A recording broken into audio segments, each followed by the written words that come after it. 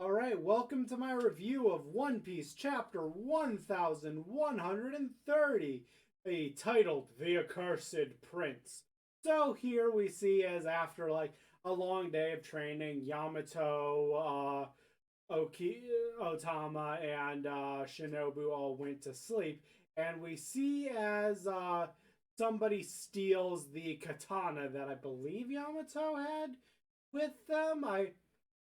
I kind of lost track of the cover page. I'm not gonna lie, but yeah, there's a katana and a mysterious individual steals it. So now we are back on the Great Eric. We see as Frankie basically has realized that the first five members of the Straw Hats and first six members of the Straw Hat all missing, and they're trying to figure out where exactly they went. As we got Oemon and Kashi and Dorian Bragi all freaking out. I genuinely do not remember where Hiruden is right now, and I feel bad. And they're all just looking for them. Yeah, and they keep going to Elbath, and we cut and we see that Luffy has broken out of the diorama. So this was mentioned earlier, but I kind of glossed over it in a previous chapter. Essentially, I can't. I'm not going to show the panels, but they are exiting a giant castle which is used as a prison for giants. And essentially, Road basically took one of the rooms in this prison and decided to make his own little diorama. And they're on a spire and they got a long bridge, again long for giants, that goes up a mountain. And as they're going up this bridge, they see two individuals on here, being Gerd and Holberg. Gerd being a woman who was the doctor of the new giant warrior pirates, and Goldberg being the cook, who is this, nice fat man. I don't know if we see it in this chapter, but he has an unusual shield we haven't gotten an explanation on. And Gerd is talking to her, and the two of them are talking about, oh man, I don't know why Hiruden even lets Road join in the first place. We all fucking hate him. And Goldberg's like, well, he is a skilled navigator. And Gerd says, I can't stand him. Look, we call Loki the shame of Elbath, but he deserves that title way more. To which Goldberg responds on Dea Ga Ga Ga. Road would probably wouldn't mind you calling him that. We're going to learn that Road is one kinky motherfucker and really loves when women talk down to him. So yeah, Gerd is just done with Road and is talking to her pet bird, who's just responding with "woot." I'm curious if we haven't heard whether or not Gerd has a devil fruit. I think it'd be interesting if she had something that let her talk to animals, because this seems to be a normal animal pet of hers. But she's basically saying, "Oh yeah, my bird here saw that at Rhodes Crow was carrying a ship again, and he probably captured some people and brought them here into his diorama." And Goldberg is like, man, we're meant to arrest intruders, but Road just keeps putting them in his own little thing. And yeah. So we blah blah. They uh they're about to call out to the two giants, but Nami quickly, puts a hand over and says, "Hey, they're looking for intruders. We shouldn't." And they hide. Gerd and Rollberg go into the castle, it looks like, whereas everyone else climbs onto the rope bridge and starts going. And this is, again, a giant rope bridge, and it is very, very cold. So they're all walking across the planks, whereas Luffy is on the on the rope above, and just as commenting on, man, there's a whole bunch of like wolves and stuff down there, and these aren't normal wolves; these are giant telepath wolves. And Luffy's talking about, man, my hockey's going off. I'm getting goosebumps, and everyone's like, Luffy, what are you planning? To which he responds, I think I heard something back there. I'm gonna go check it out. And he just jumps off the bridge and goes deeper down. As everyone's like, Luffy, fuck, come on, Luffy, what the fuck? And they keep going down the bridge while he goes. Back on the Great Eric, we see as they're reading the newspaper, we see that Dorian Broggy's bounties have actually been updated. One second, I'm curious about. So I will say I am a power scaler, and I do think that bounties are honestly a decent thing to use to like as like an indication of somebody's power, which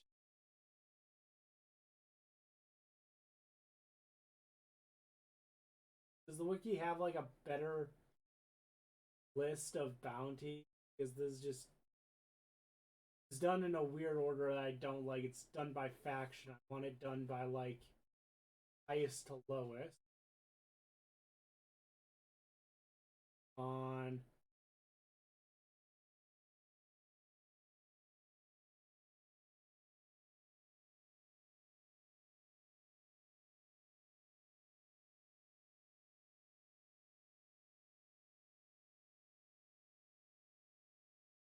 okay, so yeah, this is the so for instance, and 1 billion berries is about where you expect like Yonko Commander to be, or at least the stronger Yonkers.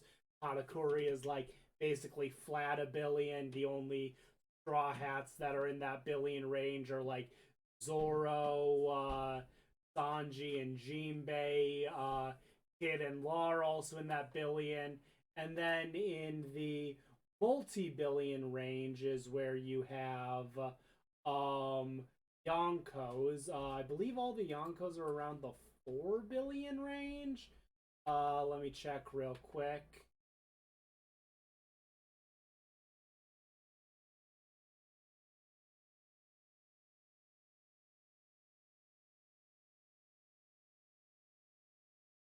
So let's see. Big Mom was at 4.3 billion. Kaido was at 4.6 billion. Shanks is at 4 billion even. Blackbeard is just shy of 4 billion.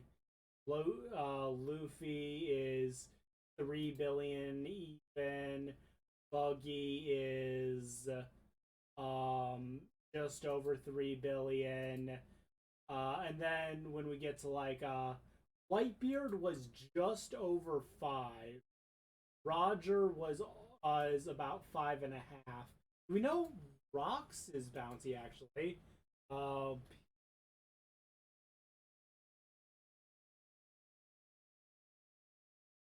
we don't. So yeah, to break it down again, your strong, your like Yonko commanders, like your weaker ones, like your Racker or your Jax, are going to come in at just under 1 billion. They're or Jax is 1 billion flats. Your strong Yonko commanders and really strong pirates are all going to be at that 1 billion level, with weak Yonkos at 3 billion, most Yonkos at 4, strong Yonkos at 4 billion, and like true legends being 5 billion plus. So, and also what that means is that Dory and Broggy are like equivalent to like are equivalent to like Yonko commanders like Jack and Katakuri, which yeah, that sounds by outright. And so yeah, they got updated bounties, and it will say that a lot of and Robin does explain. There is some explanation a bit that like their bounties have been more or less frozen for the last 100 years because no one knew whether or not they were alive, so they were just kind of like passively there. And Robin explains that like yeah, this was a jump. Like your 100 million to 1.8 billion is an insane jump. Like that's a factor of 18. However, like part of that is because there's been inflation in the last 100 years. So while part of it is that like sure your bounty is 18 times bigger, but it's not because you're 18 times stronger. Yeah. So yeah, which I think it's a bit of a Oda retcon. Like he introduced them with like 100 million berry bounties because those were really extreme. What was Luffy's bounty at the time? I'm curious. Luffy's bounty got to a let's see, got to 100 billion right after Alabasta. So yeah, when he met Dory and Broggy, Luffy only had a 30 million. So it was so when we were introduced, we were like, oh man, these giants are both like, 3 times the bounty of Luffy. They're pretty impressive. And it's like at the end of the arc when Luffy is credited with 100 billion. Like, I think it is a bit of a sort of retcon from Oda explained in universe that, he introduced them with 100 million, like expecting that to be a big number. But, there's been a lot of inflation with needing to make characters have bigger and bigger numbers. So, this is the world government saying, hey, with them helping to like slap around Gorosei, like we need to give them numbers like yeah, 1.8 million. Like they're each like around twice Katakuri's level. They're like barely short of Yonko level. Hell, okay, Mihawk is 3.5 million. Let me see. Who is someone who falls? Law is 300. Is sorry 3 billion. Crocodile is like 2. Okay, yeah. Crocodile is 1.9 right now, so they're all right around Crocodile level, which yeah. But again, it's not an exact power level. They're strong Yonko commander level. They're at least stronger than I believe they're all let me double check the bounties one more time. Uh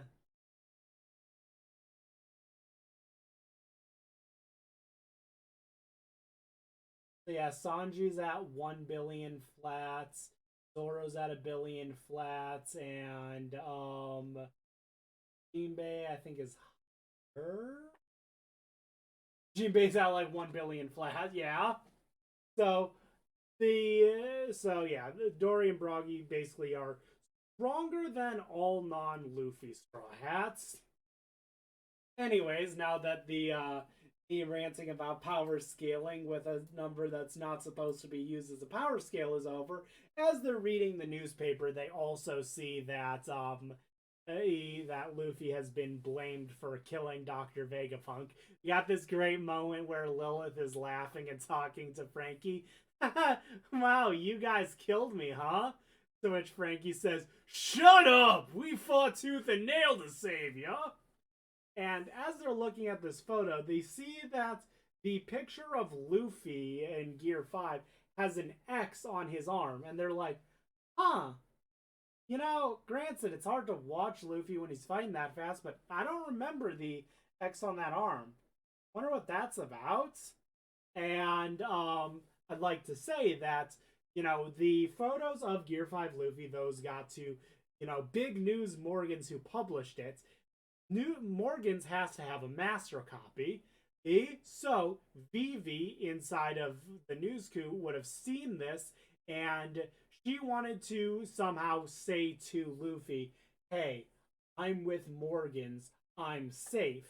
And but without Morgans knowing that, like, she's saying that. And the only real way you could easily say that is for her to put an X on Luffy's arm, because only Luffy and, you know, the Alabasta Six would recognize that X and say, "Huh, the only other person who knows about that is Vivi. The only place this could have been doctored was News Crew. That means Luffy's with Big News Morgans right now, which means, you know, she is safe after the events of the Reverie." But it's funny because the newspaper is read right now by the only four Straw Hats who wouldn't know what the X means.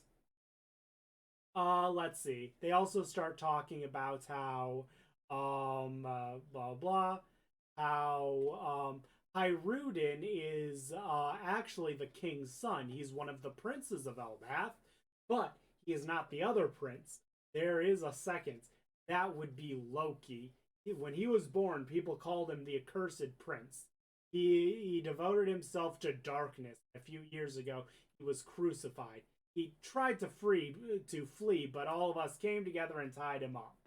And just talking about how the king of Elbath has this legendary devil fruit that's been passed down in the generations, and Loki killed his father to claim that devil fruit.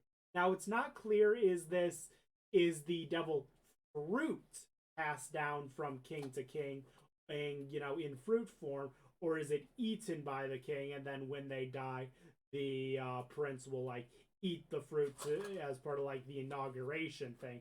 Or is it like a nobody eats this fruit, it's an in case of glass break type of thing?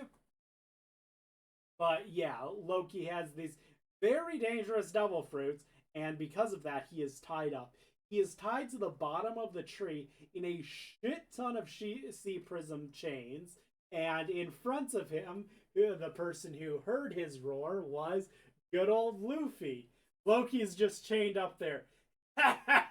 State your name. Me, I'm Luffy. I'm the man who's gonna be the king of the pirates. To which Loki introduces himself. This is Warland, the mighty kingdom of Elbath. They say it's the place of war. I am the sun god who will bring the end of this world. Loki! Oh, I gotta get water if I am doing more of these back to back. Holy shit. I still have like 8 more reviews I want to do today. What the fuck?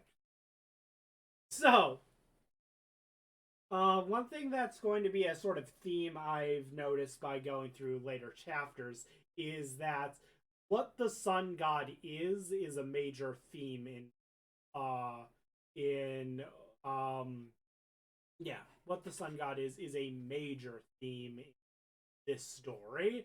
I mean, in Elbath, and Loki considers himself the sun god.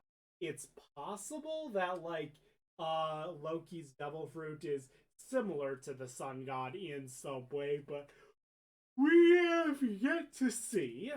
Um, yeah. Also, we get this great shot of Elbath where it is this giant tree, which I'll, you know, give some information from a later chapter. We see as there's giant mountains all at the bottom of the tree, and the castle that's the prison, and the place where Loki is tied up. And then as you go upwards, there is a canopy of trees. Is and there seems to be like a second sort of Elbath built on the canopies, and then and there's another canopy above that, which is where the tree, you know, kind of caps off. And then we also see this truly ludicrous sword planted into Elbath, which extends like from the bottom to almost the top, which God, like I'm not even sure if the Florian Triangle bullshit guys could lift that, but we will see. I think that's about all I have to say about this chapter. 1130, it's a great chapter. We finally get to see a design of Loki after learning about him oh so long ago, and like the whole thing with him marrying one of Big Mom's kids and that falling through. But yeah, tune in next time where I review One Piece chapter 1131 titled Loki of the Realm of. See you guys then.